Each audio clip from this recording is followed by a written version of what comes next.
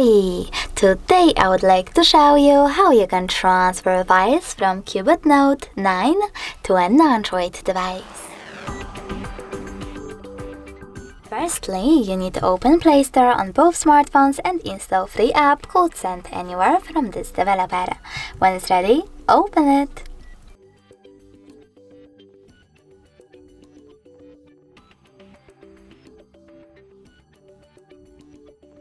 Now, in order to continue, you need to click on I accept, confirm, continue and allow.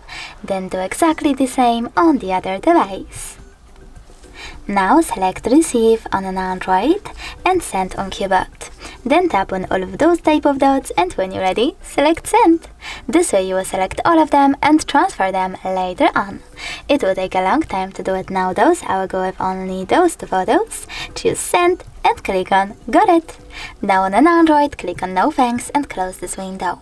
As you can see, after that we have two ways to connect. We can scan this QR code using this scanning icon, choosing while using the app or only this time and pointing our camera at the code. But we can also input this key over here instead, we have a lot of time to do it. And tap on Receive. As you can see now, after a while, my pictures were successfully transferred.